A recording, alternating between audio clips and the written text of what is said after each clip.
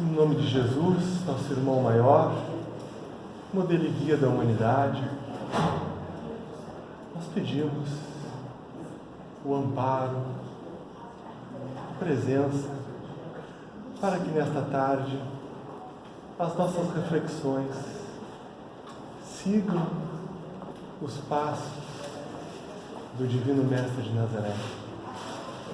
Que os bons espíritos estejam conosco, nos orientando, fazendo com que cada um de nós possa entender o que veio aqui para entender. Que cada um de nós possa receber também uma energia vivificante para que nós prossigamos nas nossas caminhadas, para que nós superemos as nossas dificuldades, para que nós reforcemos a nossa fé em nós mesmos, no futuro e a nossa fé em Deus. E assim nós iniciamos a atividade de hoje. Que assim seja. Então, meus irmãos, eu vou começar falando uma mensagem que fala sobre as nossas dores. Uma mensagem pela mediunidade abençoada de Chico Xavier, do espírito Meimei, que era uma enfermeira, que ela fala: confie sempre. Então cada um de nós tem uma dor hoje. Alguns de nós talvez tenham tido um parente que desencarnou há poucos dias. Outros tiveram a notícia de uma doença em si mesmo ou em alguém da família que os desestabilizou. Outros ainda estão com o drama da doença, da briga no lar, da desarmonia no lar, com brigas com o seu cônjuge, com o namorado, com o pai, com a mãe, com o filho. Outros ainda passam pelo drama da dificuldade financeira, do desemprego, né? Sem contar aqueles que, depois de todas essas dificuldades, não têm forças e passam pelo drama da depressão, do desamparo, da solidão. Então essa mensagem fala: confia sempre. E ela diz assim: não percas a tua fé entre as sombras do mundo. Ainda que teus pés estejam sangrando, segue para a frente, erguendo-a como uma luz celeste acima de ti mesmo. Crê e trabalha, esforça-te no bem e espera com paciência. Tudo passa, tudo se renova na terra, mas o que vem do céu permanecerá. De todos os infelizes, os mais desditosos são os que perderam a confiança em Deus e em si mesmo. Porque o maior infortúnio é sofrer a privação da fé e prosseguir vivendo. Eleva, pois, o teu olhar e caminha, luta e serve, aprende e adianta-te. Brilha a alvorada além da noite. Hoje é possível que a tempestade te atormente o coração e te atrapalhe o ideal, machucando-te com a aflição ou ameaçando-te com a morte. Não te esqueças, porém, de que amanhã será outro dia.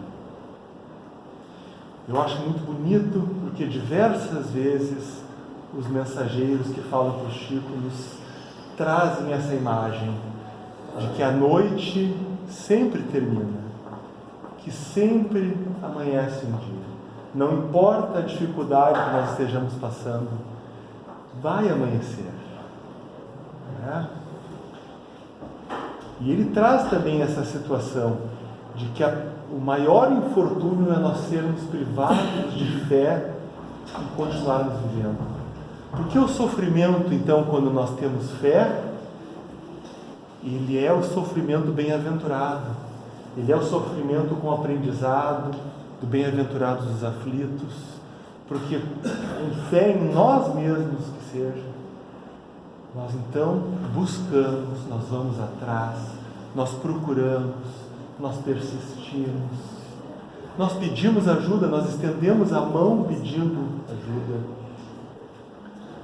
Mas quando a pessoa não tem fé em si mesma, não tem fé no futuro ou esperança, não tem a fé em Deus, este sofrimento ele é muito maior. Por isso que é importante nós, nos nossos momentos de fraqueza de fé, nós buscarmos ajuda. Seja os momentos de fraqueza, porque nós fomos abandonados pelo grande amor da nossa vida.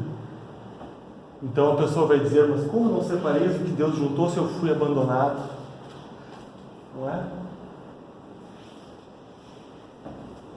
Mas, através da fé,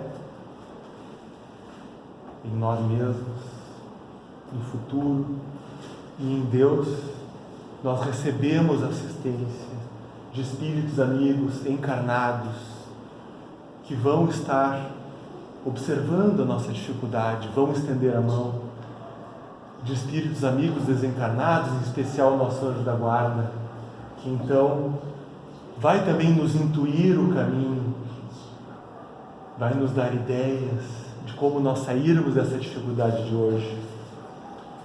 E ele começa falando isso, que mesmo que os nossos pés estejam sangrando, segue para frente, erguendo a nossa fé como uma luz do céu acima de nós. Então muitas vezes é isso, né, amigos? Nós sabemos, todos nós sofremos, a Terra é um planeta de provas e expiações, em que todos sofrem, o rico, o pobre, o famoso, o anônimo, o homem, a mulher, todos nós sofremos. E às vezes nós precisamos fazer isso.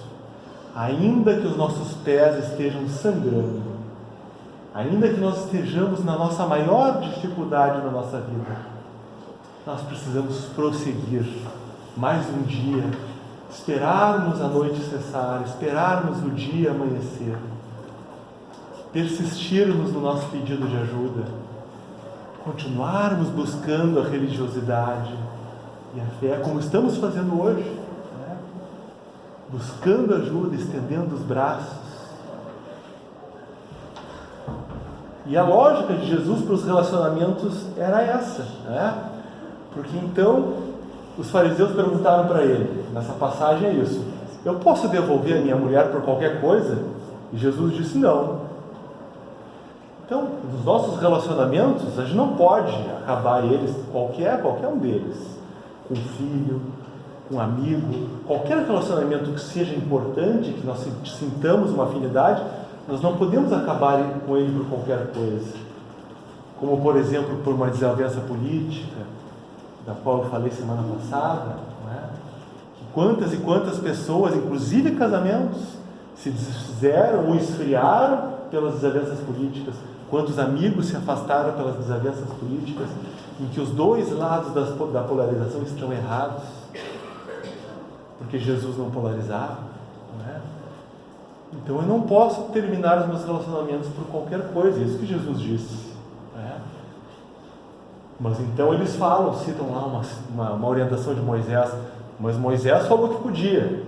Daí Jesus esclarece, mas pela dureza dos seus corações. Então, quando é que a gente, às vezes, tem que dar um tempo nas relações, todas elas? Quando há dureza dos corações. E depois, Emmanuel, no livro Vida e Sexo, nos esclarece que a dureza dos corações é quando tem risco de suicídio, risco de homicídio, risco de loucura. Então, se as pessoas, sejam marido e mulher, sejam pais e filhos, sejam irmãos, amigos, na sua convivência estão com o risco de se suicidarem, porque não aguentam mais, com o risco de matarem o outro, ou com o risco de enlouquecer, de terem depressões horríveis, ou de se desajustarem, então é melhor nós darmos um tempo. É isso que Jesus disse. Porque a espiritualidade não quer que nós nos endividemos. E daí, mais uma vez, então, este livro, ele fala basicamente de relacionamentos. Mais uma vez, então, no capítulo em que fala sobre o divórcio, em que Emmanuel fala sobre o divórcio, ele comenta sobre essa situação, né? Falando assim, compelidos muitas vezes as últimas fronteiras da resistência, é natural que o esposo ou a esposa, relegado ao sofrimento em débito, se vale do divórcio por medida extrema contra o suicídio, contra o homicídio ou calamidades outras que lhes complicariam ainda mais o destino. Nesses lances da experiência surge a separação à maneira de bênção necessária. E o cônjuge prejudicado encontra no tribunal da própria consciência o apoio moral da autoaprovação para renovar o caminho que lhe diga respeito, acolhendo ou não nova companhia para a jornada humana. Ou seja, aquela pessoa que é prejudicada, que é maltratada, que não é o que Deus quer para nós, não é o que os bons espíritos querem para nós, que nós nos paralisemos com sofrimentos absurdos, mas ele vai além, ele dizendo que isso é um benefício para o agressor. Então este afastamento, quando os relacionamentos estão ruins, é um benefício para o agressor, porque nós estamos sendo caridosos com ele, porque ele está se endividando, ele está se prejudicando, não é? Quando alguém convive com a gente através do desprezo contínuo, dando gelos contínuos, silêncios contínuos, traições em termos de, não só as traições físicas, mas as traições mesmo da confiança, não é? Em que as pessoas não falam. Então, ele está se endividando. E Deus também não quer que ele se endivide. Né? Então, este afastamento, ele deve ser muito meditado, mas ele é um benefício, em especial para o agressor, que vai se endividar menos. Porque se o agressor, então, continuar junto e matar aquela vítima porque não suporta mais, então esse agressor ficará ainda mais endividado. Então é melhor que as coisas parem aí, né? Mas, então a lógica de Jesus era essa, né? Nós não devemos romper por qualquer motivo com ninguém nas relações que são importantes. Nós devemos ser caridosos, né, nessas relações, ou seja, e a caridade, segundo os Espíritos, é perdão, tolerância e bondade. Essa é a caridade. Ou seja, realmente somos todos imperfeitos, cheios de complicações, todos mais ou menos. Precisamos nos perdoar muito nas nossas relações. Como dizia Jesus, infinitamente, até o reajuste. Então, por mais que a pessoa se separe aqui na Terra, ela não vai estar separada espiritualmente. Então, ninguém separa o que Deus juntou, né? Fisicamente, às vezes, é necessário, mas um relacionamento que ele começa, ele só termina com um ajuste completo. Seja pai e filho, irmãos, ou relacionamento conjugal. Só termina com reajuste completo. Fica para outra existência, né? Isso não é uma algema permanente, né? Às vezes a pessoa ri, mas meu Deus do céu, vou ter que aguentar essa pessoa. Não precisa. E o Chico falava de maneira muito bem humorada, né? Que os espíritas tinham a mania de dizer, mas vão se separar, como é que ficam as dívidas encarnatórias? E daí ele dizia, mas meus amigos, está no Pinga Fogo, vocês podem procurar divórcio no YouTube do Pinga Fogo, que está lá. Daí ele dizia assim, com aquele jeito dele, mas meus amigos, vejamos que os bancos da terra, quando a gente está endividado, eles nos dão parcelamentos, nos dão moratórias, é verdade, né? O SPC faz parcelamentos para todo mundo, chega lá novembro, dezembro, né? Para todo mundo se os bancos da terra dão parcelamentos e moratória, será que a providência divina é tão pobre que não pode deixar a gente pagar a dívida em outro momento? Né? Então é isso. Sim, todos somos endividados. Somos endividados com os filhos, com nossos irmãos, com nossos pais, com nossos cônjuges. Somos sim. E às vezes não dá para pagar nessa dívida, nessa vida. Então é melhor a gente não se endividar mais, né? Então é aquela coisa, a gente quebra o cartão de crédito para não se endividar mais. E paga depois. Né? Quando tiver o parcelamento do SPC, a gente paga essa dívida. Mas não é justo que a gente enlouqueça, que a gente se mate ou que a gente se suicide. É isso que ele dizia. Mas eu queria falar também de solidão para vocês, porque a gente fica falando de relacionamento e a gente não se dá conta que a exceção da nossa vida são esses momentos de paixão, de amor, de envolvimento, que são a exceção na nossa vida, porque a paixão dura de 6 meses a 2 anos, justamente para que a gente se vincule com aquela pessoa cheia de defeitos, mas na hora da paixão a gente não vê, né? A gente vê que ele é um anjo, que ela é um... Mas nós passamos a maior parte da nossa vida com as nossas carências afetivas, com as nossas solidões, desde a infância, desde que somos pequenos, depois na adolescência também, depois na juventude. Essas coisas, às vezes, temos pequenos momentos em que a paixão toma conta, em que nós achamos que encontramos as pessoas ideais, não é? Mas depois vejam bem, mesmo nos relacionamentos, a solidão, muitas vezes, em forma de individualidade, ela está presente. Porque um tem que trabalhar muito, porque o outro se afastou com outras prioridades, porque as pessoas ficaram diferentes, mas nós temos deveres ali, né? As pessoas não se odeiam, mas têm deveres ali naquele relacionamento. Então a solidão, ela é uma coisa comum, normal durante a nossa existência, sem contar depois na separação, na viuvez. Ninguém morre ao mesmo tempo um do outro, não é? Sempre nós, por mais que a relação tenha sido muito boa, nós teremos aquele período em que um desencarna e o outro fica esperando, e vai ter que aprender a viver sozinho, né? Então eu procurei o que o nosso amigo Emmanuel, o que o Emmanuel falava sobre a solidão. E daí ele nos traz uma que fala sobre a solidão da elevação, que fala então que Pilatos disse, né? Mas que mal fez Jesus? E eles mais clamavam dizendo, seja crucificado. Essa é a palavra que Pilatos disse segundo Mateus, né? E ele nos dá essa questão da elevação espiritual e a solidão de maneira muito interessante, vejam bem. Ele fala o seguinte: à medida que te elevas monte acima no desempenho do próprio dever, experimentas a solidão dos cumes, e incomensurável tristeza te constringe a alma sensível. Onde se encontram os que sorriram contigo no parque primaveril da primeira mocidade? Onde pousam os corações que te buscavam ao aconchego nas horas de fantasia? Onde se acolhem quantos te partilhavam o pão e o sonho nas aventuras ridentes do início? Certo ficaram. É verdade, então vejam bem, né? A pessoa se eleva e daí ela vai ficar sozinha, né? De quem é o telefone? Digam que eu não estou, tá, pessoal? Digam que eu não estou, que eu não posso atender agora. Por favor, põe silencioso. Mas é verdade, então a pessoa que se eleva, nós sabemos que a porta é estreita, que são muitos os chamados, poucos escolhidos, então que a elevação não vai ser de todo mundo.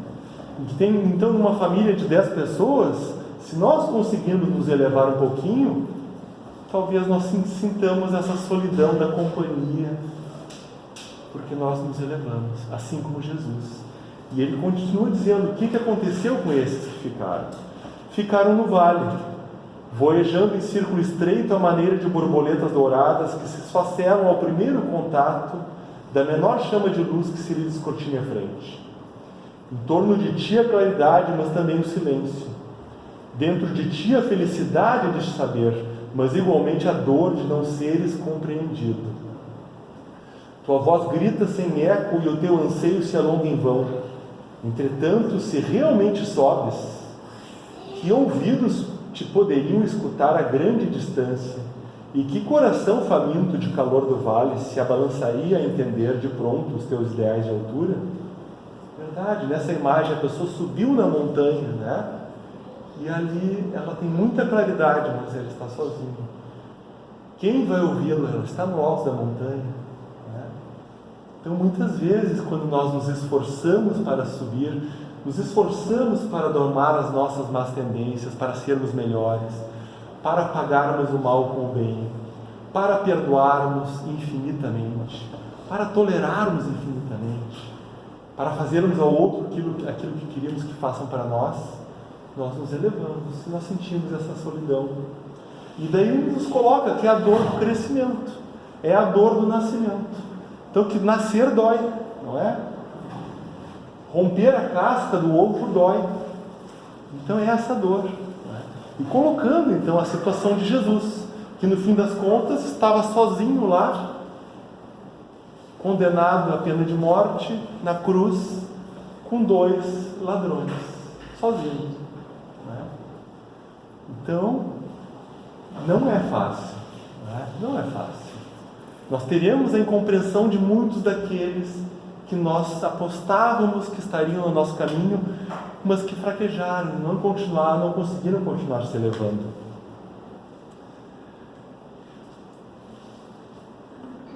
Então ele fala de uma outra mensagem, ele fala mar alto, falando sobre esses grandes testes da nossa vida, e que estamos sozinhos nesses grandes testes, assim como o estudante do Enem vai fazer o seu teste lá e ele está sozinho no seu grande teste, que às vezes está 4 anos estudando, mas ele está sozinho. Fala de uma passagem então de Jesus, e quando Jesus acabou de falar, disse a Simão: vai ao mar alto e lançai as vossas redes para pescar. E o que quer dizer isso? Então Emmanuel nos esclarece. Esse trecho nos leva a meditar nos companheiros de luta que se sentem abandonados na experiência humana. Inquietante sensação de solidão descorda o coração. Choram de saudade, de dor, renovando as amarguras próprias. Acreditam que o destino lhes reservou a taça da infinita amargura. Rememoram compungidos os dias da infância, da juventude, das esperanças repletas, das esperanças cortadas nos conflitos do mundo. No íntimo experimentam a cada instante o vago tropel das reminiscências que lhes dilatam as impressões do vazio. Ele explica então: entretanto, essas horas amargas pertencem a todas as criaturas mortais. Se alguém não viveu ainda essas dificuldades, espere essa oportunidade. Porquanto, de modo geral, quase todo espírito se retira da carne quando os frios sinais de inverno se multiplicam em torno. Ou seja, se alguns de nós aqui, ou por sermos jovens, ou por alguma situação da vida, não sofremos grandes provações, ele nos diz: esperemos, que nós passaremos por grandes provações, não é? Faz parte da vida. Mesmo que seja a grande provação da desencarnação equilibrada, como ele fala aqui. Quando no momento da morte, quando nós nos retirarmos da carne, os frios sinais do inverno vão estar se multiplicando. Desencarnar é muito difícil. É muito difícil nós nos mantermos desequilibrados quando desencarnamos. E é por isso que nós precisamos treinar durante a vida, e treinaremos. E essas dificuldades que cada um de nós estão passando hoje, é o que Emmanuel nos coloca: elas são naturais, elas são comuns, elas são normais de um planeta de provas e expiações. Elas são Jesus nos mandando ao mar alto, sozinhos, jogarmos as nossas redes. É um grande teste, é a grande prova. Mas Emmanuel continua dizendo, então, num outro texto chamado Autolibertação,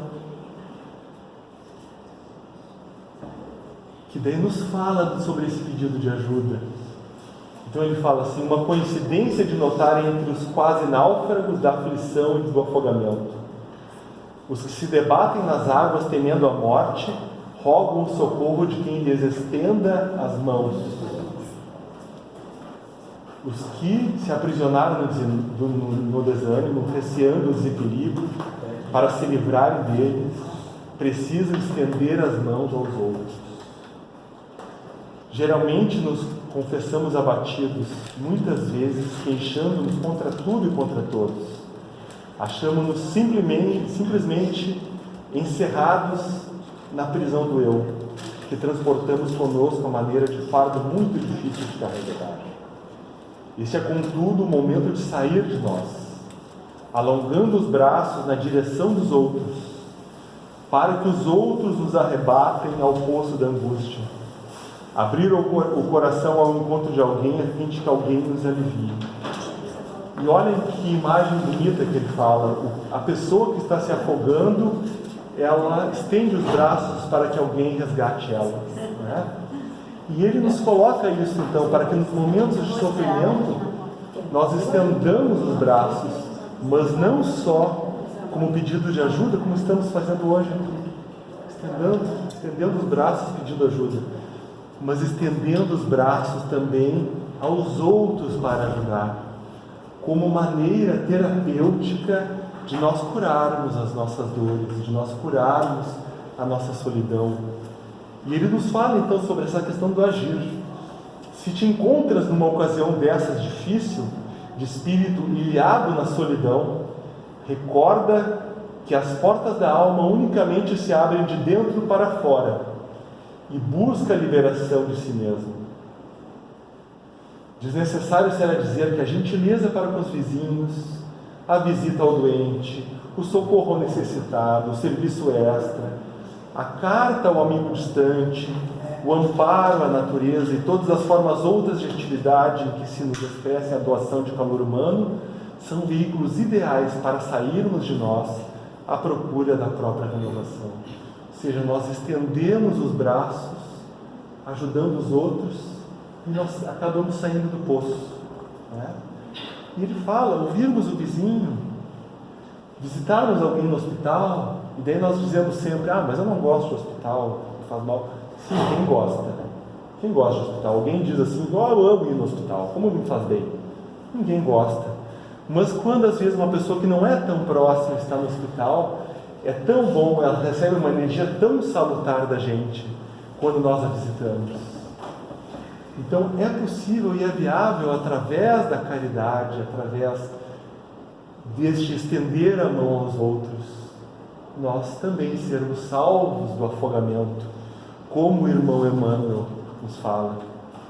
E para encerrar, então, vou falar a última mensagem do Emmanuel, não é uma mensagem de Meimei, mas que fala de alegria, mas que também fala da tristeza, de nós mantermos a alegria enquanto estamos na dificuldade. Ele fala assim, a alegria é o canto das horas com que Deus te afaga a passagem no mundo. Em toda parte desabrocham flores por sorriso da natureza e o vento penteia a cabeleira do campo com música divinar. A água da fonte é carinho liquefeito no coração da terra e o próprio grão de areia inundado de sol é mensagem de alegria a falar-te no chão. Então ele está falando da natureza, né? Um grãozinho de areia cheio de sol é uma mensagem de alegria para nós. Não permitas assim que a tua dificuldade se faça tristeza entorpecente nos outros. Ainda mesmo que tudo pareça conspirar contra a felicidade que esperas, ergue os olhos para a face risonha da vida, que te rodeia e alimenta a alegria por onde passes. Abençoa e auxilia sempre, mesmo por entre lágrimas. A rosa oferece perfume sobre a garra do espinho, e a alvorada aguarda generosa que a noite cesse para renovar-se diariamente em festa de amor e luz. Então olha que figuras bonitas, né? Abençoar e auxiliar sempre, mesmo por entre lágrimas. A rosa está ali, tem um espinho embaixo dela, mas ela está oferecendo perfume. Assim somos nós, às vezes tristes, às vezes cheios de dificuldades, mas podemos oferecer amparo e alegria para as pessoas. E daí ele termina falando que a noite cessa para renovar-se diariamente em festa de amor e luz. Então a noite de cada um de nós que estamos em sofrimento hoje vai cessar. O dia de cada um de nós também vai amanhecer. Então sempre começa um novo dia.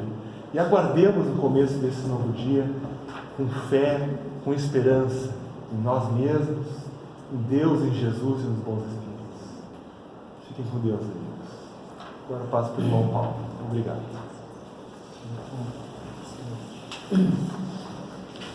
Boa noite, irmãos. Os amigos devem ter percebido que esse capítulo especial não tem